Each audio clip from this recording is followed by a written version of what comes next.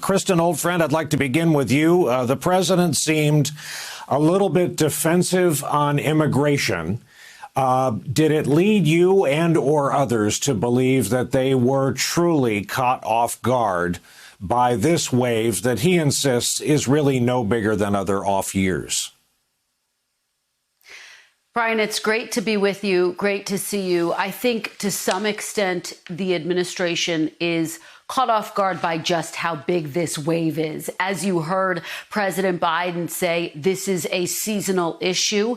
These numbers surge when we approach the spring and warmer months. And yet what his own DHS secretary has said is that this surge is going to be, they believe, the largest in 20 years. And so, of course, his administration has been fielding questions about whether there's been mixed messaging, whether his policies are unintentionally sending the message that migrants are welcome. And so they've been on the defensive about that. And so I think that's part of what you witnessed today. And in terms of the lines of questioning, mine in particular, I asked President Biden if he would commit to transparency on the issue, if he would allow reporters to go and to see the detention facilities where some of those migrants are being held, those children in particular. He said, yes, he would, but didn't give a timeline. So there's a real area there, I think, Brian, for us to follow up on and stay on top of what has become a critical issue. As you point out, the president has laid out this robust agenda, and this is one of those early crises that he's dealing with at the same time, Brian. Peter Baker, indeed, coming off one of the points Kristen just made, a dramatic reading for you from Politico, and it goes like this. The president and his team have set expectations low and routinely cleared them, all the while trying to create a deliberate contrast with the chaos that defined the 4 years of Donald Trump's presidency. And Peter, here's the question in light of what we saw for over an hour today. What did we learn today about how he sees the office, and having had such an up-close and personal experience serving a president for 8 years, his view of the presidency now that it's his? Well, I think he does want to send a stark contrast from his predecessor. Obviously, you know, President Trump's press conferences often veered off in many different tangents, often included hostile exchanges with reporters, often included attacks on political adversaries that were pretty caustic and, unusually vitriolic, even for Washington.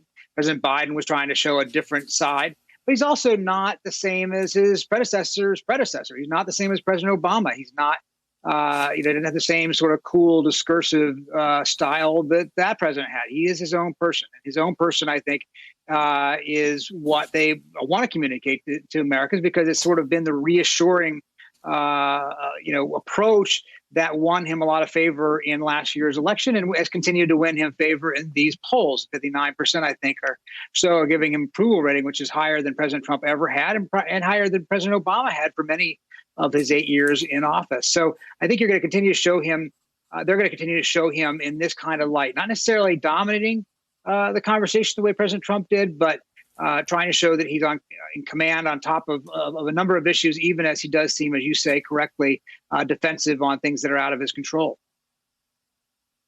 Hey, Jeremy Bash, thanks in large part to our mutual friend Kristen. The president talked about foreign affairs today. I want to play for you one such exchange we'll discuss on the other side.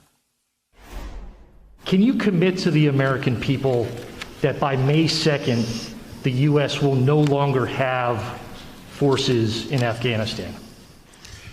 The answer is that it's going to be hard to meet the May 1 deadline, just in terms of tactical reasons. Do you believe, though, it's possible we could have troops there next year? I can't picture that being the case. What is your red line on North Korea? If they choose to escalate, we will respond accordingly. But I'm also prepared for some form of diplomacy, but it has to be conditioned upon the end result of denuclearization. So, Jeremy, a big question that speaks to your life's work. How has the U.S. role in the world changed just like that in the space of 65 days. Yeah, Brian, you have now a commander-in-chief who's a pragmatist. He says, look, I know we have an obligation to leave Afghanistan. And by the way, Biden has long been a proponent of having a smaller troop footprint in Afghanistan. But he said there's no realistic, tactical, logistical way for us to do it in the next 30 days. However, Biden made clear that this time next year, we're likely not going to have troops in Afghanistan. And that's pretty significant news that he made today at the press conference. And with respect to Christian's question of him with respect to North Korea, again, I thought it was interesting. He embraced multilateralism. He said, we're going to enforce UN Security Council resolutions. We're going to consult with our allies. But he also telegraphed, we're not going to do empty symmetry. We're not going to do photo op diplomacy or a bromance with Kim Jong-un. We're going to insist, if we go the diplomatic route, on denuclearization. We're going to denuclearize the peninsula and ensure that Kim Jong-un does not have nuclear weapons to threaten his neighbors. And without that, there's really no path for diplomacy. And so Biden set, I think, a very hard position on North Korea today, an appropriate one. Hey, thanks for watching our YouTube channel. You should know that you can follow today's top stories and breaking news and catch up on your favorite MSNBC shows all in one place. Download the NBC News app today.